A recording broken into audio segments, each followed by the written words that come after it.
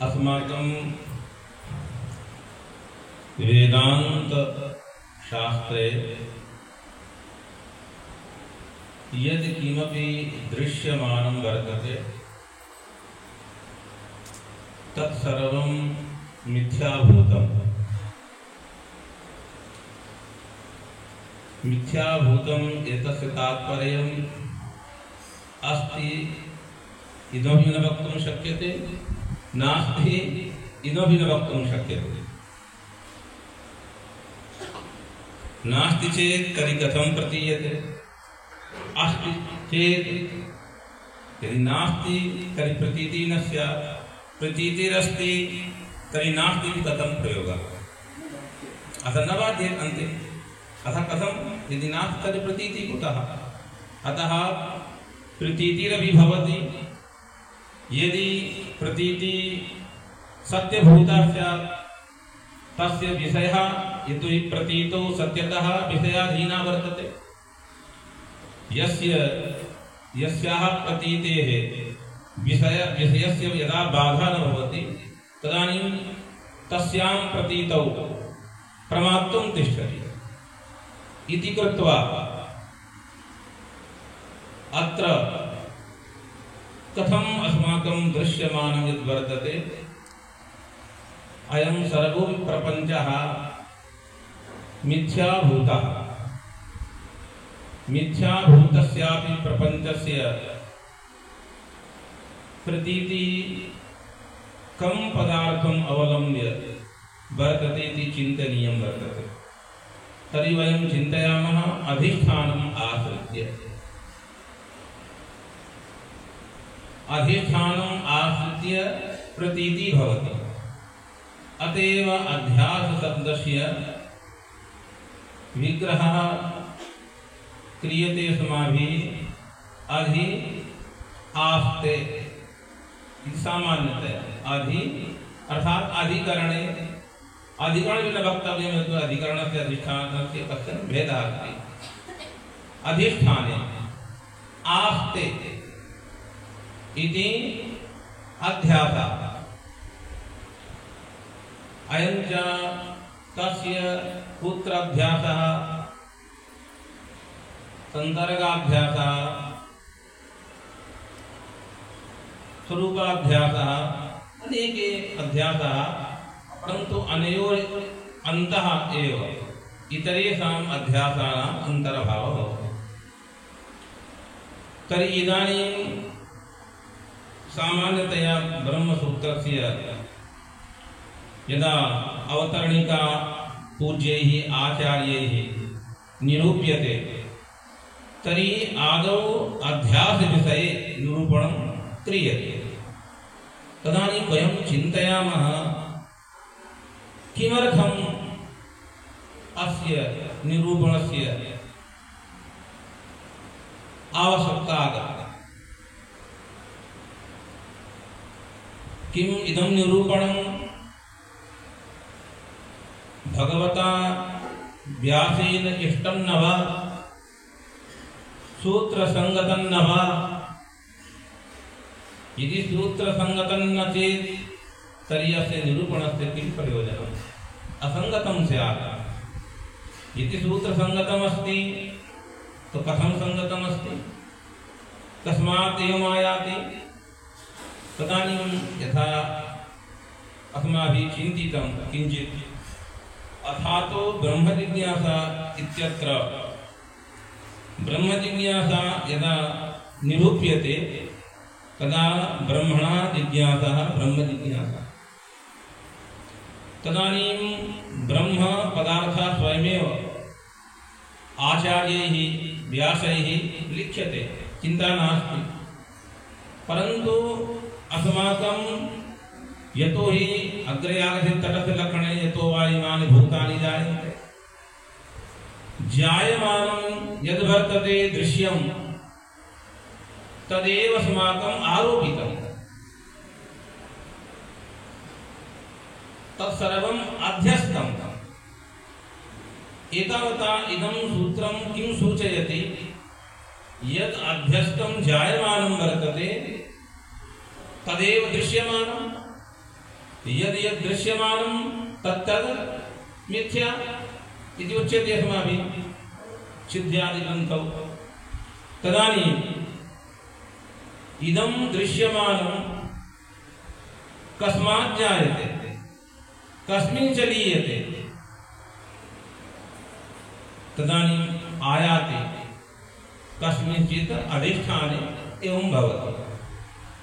यदि अधिष्ठानं किं तत्र यतो यतोयमानि भूतानि एतस्मात् आगच्छति, अधिष्ठानं तु ब्रह्म एव।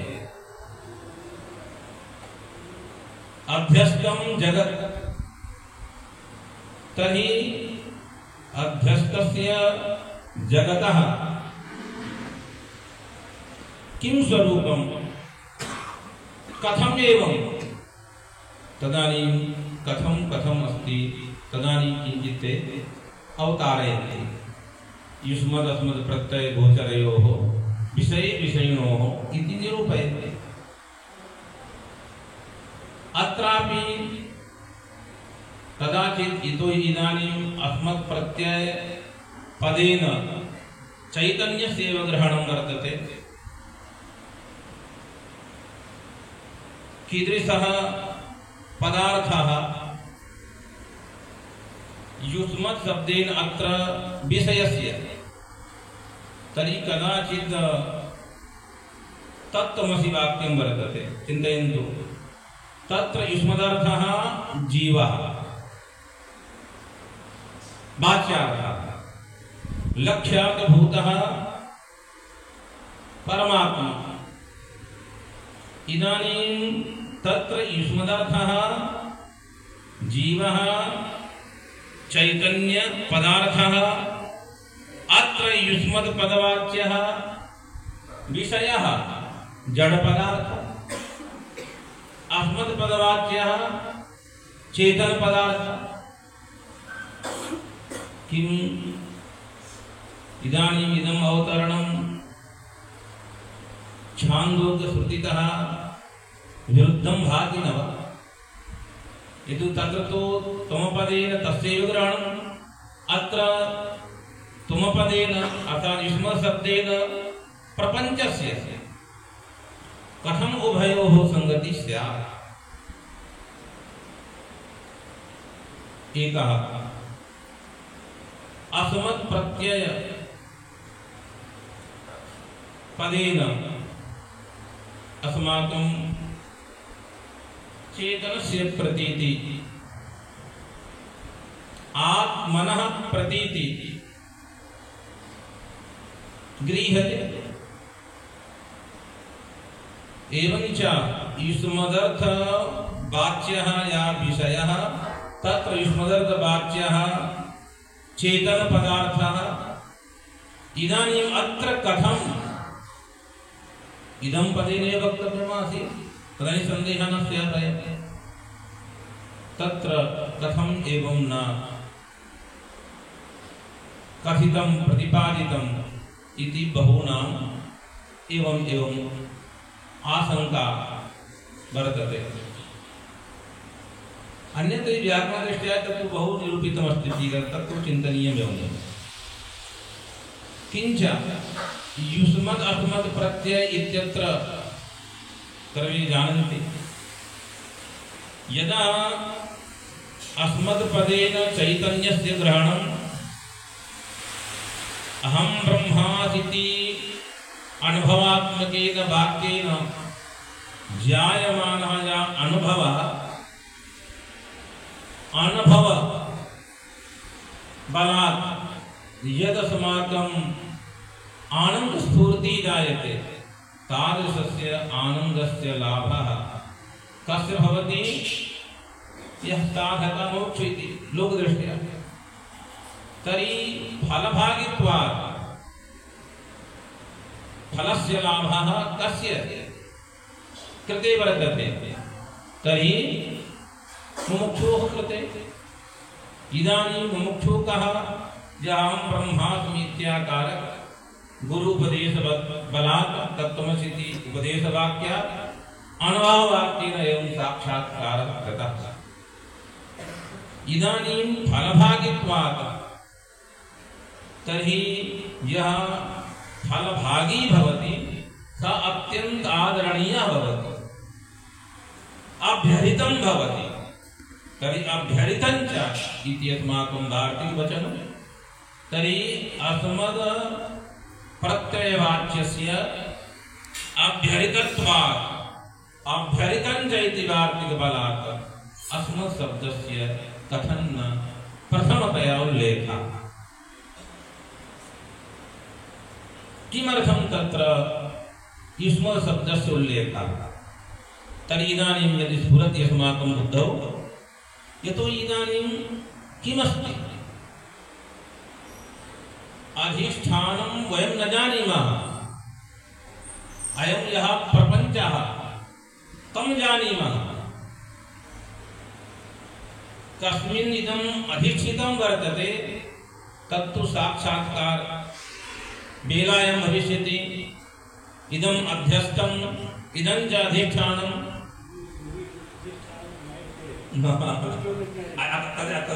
तत्रैव गच्छामि।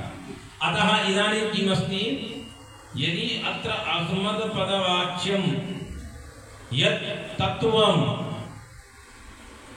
तद् ब्रह्मतत्त्वं तच्च अस्माकम् अधिष्ठानम्, अधिष्ठान ज्ञानेन अभ्यस्तस्य निवृत्ति बाधा जायते। तर्हि इदानीं प्रथमतयैव यदि अधिष्ठानस्य बोधः सञ्जातः तर्हि अस्य आरोपस्य स्थितिः कथं स्यात्? अधिष्ठान तत्त्व साक्षात्कारेण निवृत्ति जायते। अतः एकः अपरस्य इदानीं आत्म ब्रह्म विषये तो बहु विवादः वर्तते। तस्य स्वरूपं किमस्ति इत्यत्र विवादः। अस्माकं विवादस्य तात्पर्यम् आत्मविषयेन विवादः अस्ति, आत्मनः स्वरूपविषये विवादः। तर्हि इदानीम् अस्मदर्थः कः? युष्मदर्थस्तु निर्णीतः एव अस्ति लोके, विषयस्तु निर्णीतः। अयं घटः, चार्वाको विवदति अयं घटः, नैयायिकः विवदति अयं घटः, वैशेषिको विवदति, सांख्या विवदति। परन्तु यदा आत्मनिरूपण वेलायां तदानीं चिन्तयन् तेषां समेषां भिन्नं भिन्नं भिन्ना भिन्ना विचारः भवति। कश्चन कथयति शरीर एव आत्मा, इदानीं शरीरम् आत्मा इति वदन्ति, देहः एव आत्मा। कश्चन कथयति ज्ञानाधिकरणम् आत्मा, कश्चन कथयति भोक्तैव न कर्तात्मा। तर्हि इदानीं किमागतम्? इदानीम् आत्मस्वरूपे विवादः, विषये विवादः इदानीं नास्ति। दृश्यमाने कुत्र विवादः हो? इयं प्रतिमा अत्र कः विवदति? कस्यापि विवादः नास्ति, आपन्नैव नास्ति, सन्देहः एव नास्ति। सन्देहः स्यात् तदानीं प्रयोजनं स्यात्, तदानीं विचारः स्यात्। घटः तु घटः एव समेषां दृष्टौ इति कृत्वा अत्यन्त स्थूलां दृष्टिम् आदाय अस्माकम् आचार्यः एवं निरूपयन्ति। यतोहि युष्मदर्थे पदेन अयं सर्वोऽपि प्रपञ्चः स तु प्रथमतया उपस्थितः। तत्र इदानीं सन्देहः नास्ति। यदि अस्मदर्थनिरूपण प्रसङ्गः आगच्छेत् तर्हि महान् सन्देहः इति कृत्वा समेषां मुमुक्षूणामपि अयं बोधः वर्तते, पामराणामपि प्राकृतानामपि तथैव स्थितिः वर्तते इति कृत्वा समेषां प्राणिनां कल्याणाय अत्यन्त सरलतया ब्रह्मसूत्रस्य बोधः यथा स्यात् तदर्थं ते चिन्तयन्ति। अतएव जिज्ञासाधिकरणे किं लिखन्ति? केवलं साधनचतुष्टयसम्पन्नः, किमपि न जानीयात्, चिन्ता नास्ति। वैदिककर्म कृतवान् नवास्मिन् जन्मनि वयं न जानीमः, परन्तु साधनचतुष्टयसम्पन्नता अवश्यमेव भवेत् इत्यत्रैव आग्रहः, अन्यत्र नास्ति। अतः युष्मदस्मत् प्रत्ययत्र युष्मदर्थ विषयवाचिनः युष्मदर्थस्य आदौ प्रयोगः कृतः समेषां प्रत्यक्षतया अयं यः विषयः वर्तते दृश्यमानः वर्तते इति कृत्वा युष्मद् शब्दस्य आदौ प्रयोगः कृतः। एवं बहु किञ्चित् चिन्तनीयमस्ति, परन्तु कालः अपि अपेक्षितः अस्ति। कदाचित् वयम् एकत्र सम्भूय अस्माकम् एका इच्छा अस्ति, यदा अस्माकम् इदानीं भगवतः सन्न्यासतिथि आगच्छति कार्तिकमासे, तदानीम् अहं चिन्तयामि 5 दिवसात्मकः कश्चन कार्यक्रमः भवेत्। तत्र केवलम् एवं पङ्क्तिशः चिन्तनं भवेत् इति स्वामिनां सन्निधौ इतरेपि विद्वांसाः आगच्छन्ति बहुभ्यः प्रदेशेभ्यः, तेषां सन्निधौ इति कृत्वा अहं चिन्तयामि युष्मदस्मत् प्रत्यय बहु निरूपणीयं वर्तते। अतः युष्मद् शब्दस्य आदौ प्रयोगः कृतः अत्यन्त विवादरहितत्वात्। तत्र बहु विवादः, तत्रापि विषयः कैसचित् मते सत्यः, कस्यचित् मते किं किं बहु तत्रापि अस्ति, परन्तु अयं घटः इत्यत्र सन्देहः नास्ति, तत्तु अन्या घटः इति कृत्वा अतः युष्मद् शब्दस्य आदौ प्रयोगः कृतः। इदानीं किंचित हिंदी भाषा है, यहाँ हम लोग चिंतन कर रहे थे कि यह जो आदिगुरु शंकराचार्य भगवान के जो ग्रंथ हैं, प्रस्थानत्रयी में जो भगवत्पाद ने भाष्य का लेखन किया है, जो ब्रह्म सूत्र मुख्यतया स्वामी जी की इच्छा के अनुसार हम लोगों ने यहाँ चिंतन करने के लिए रखे हुए हैं। हम लोग जो ब्रह्म सूत्र की सूत्र व्याख्यान करने के लिए जो अवतरणिका भगवत्पाद ने विरचित की युष्मदस्मत् प्रत्यय गोचरयोः हो, उस पर हम लोग यह चिंतन हम पूज्य स्वामी जी के आप सबके सामने रख रहे थे कि छांदोग्य उपनिषद में युष्मद् शब्द से जीव कहा गया है, तत्त्वमसि। यहाँ पर युष्मद् शब्द से विषय को कह रहे हैं, तो क्या उन दोनों में जो अवतरणिका है वह श्रुति सम्मत है कि असम्मत है?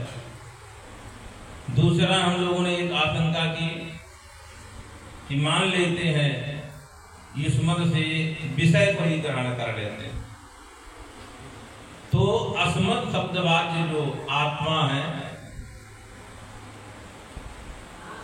और थोड़ा नीचे और आते हैं जीव है, जीव ही मुमुक्षु होता है और उसी को साक्षात्कार करने के लिए प्रवृत्ति होती है, क्योंकि अज्ञान उसी के पास है।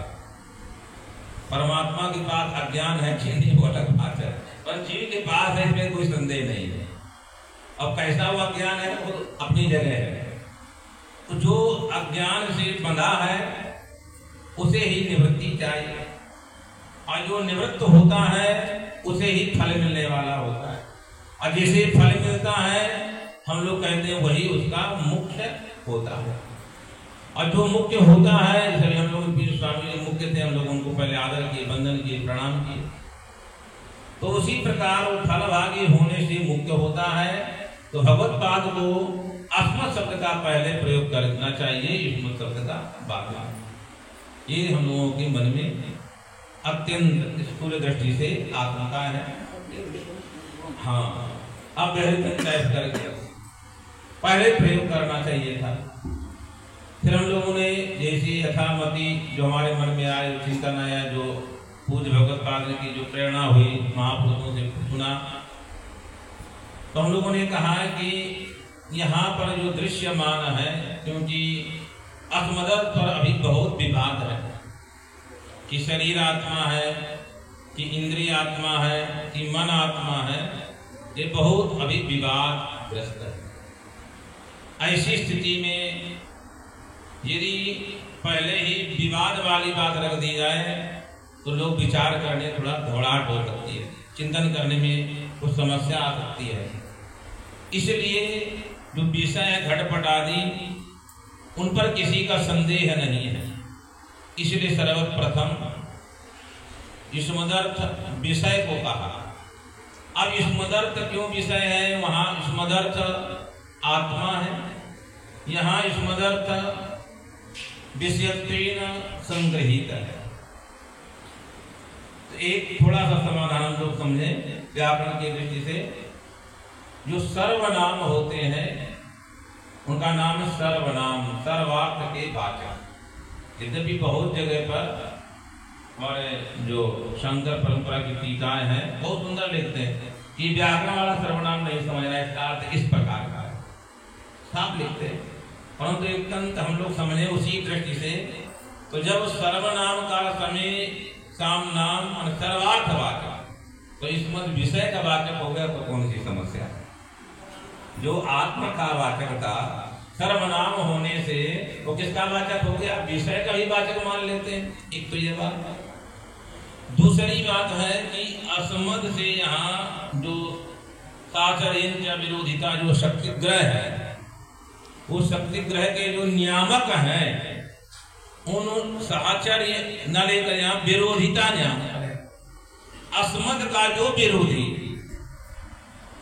असमद पदवाच्य है चैतन्य, युष्मद पदवाच्य यदि यहाँ चैतन्य होगा तो वहां प्रकाश बल आगे का विरुद्ध होता है, ग्रंथ ही नहीं अवतरण होगा। इसका मतलब है कि यहाँ युष्मदर्थ से श्रुत्यर्थ युष्मदर्थ नहीं विवक्षित है। जो श्वेत केतु को उपदेश युष्मदर्थ है वो विवक्षित नहीं है। अभी तो युष्मदर्थ का मान लीजिए वाच्यार्थ, उस वाच्य कोटि में जो विशेषण तया प्रविष्ट है, और हम उसको स्पष्ट कर दें क्योंकि हम लोग वहां तुम का अर्थ कहते हैं अल्पज्ञत्व विशिष्ट चैतन्य, अवस्था त्रय विशिष्ट चैतन्य जैसी जो कहे। अवस्थाएं किसी न किसी काल के अधीन है, और काल के लिए भगवत्पाद पूज्य मधुसूदन सरस्वती जी लिखते हैं कालस्तु अविद्या, तो काल तो अविद्या है। इधर बता युष्मद का विशेषण तया प्रकट उपाधि और अवस्था, अवस्था माने काल, काल माने अविद्या, अविद्या माने विषय। इसलिए भगवत्पाद ने युष्म शब्द का प्रथमतया प्रयोग किया क्योंकि वही हमारे लिए हटाना है, क्योंकि निषेधक ज्ञान प्रति प्रतियोगी ज्ञान कारण बहुत है।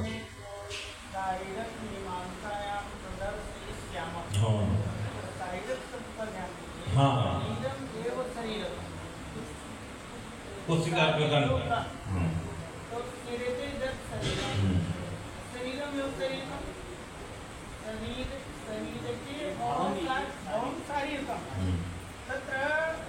शारीरको जीवात्मा तत्र निवासी शारीरको जीवात्मा, शरीर से ब्रह्म को नहीं लिया, जीवात्मा को लिया। तस्य मीमांसा शारीरक मीमांसा, दुष्मत जो दुष्मत पद से जो कहा जा रहा है जीवात्मा, वह जीवात्मा ही मोक्ष फल का भागी है। ज्यादा अभ्रमित हो गया क्योंकि इसी को मोक्ष प्राप्त करना है। जीवात्मा की ब्रह्म रूपता का ही प्रतिपादन शास्त्र कर रहा है। आत्मैकत्व विद्या से सर्वे वेदांताः आरभ्यन्ते। अतः हम लोगों का जो उसमें विशेषणतया प्रविष्ट है उस अभिप्राय से यहाँ विषय पर्यंतम अनुधावन किया।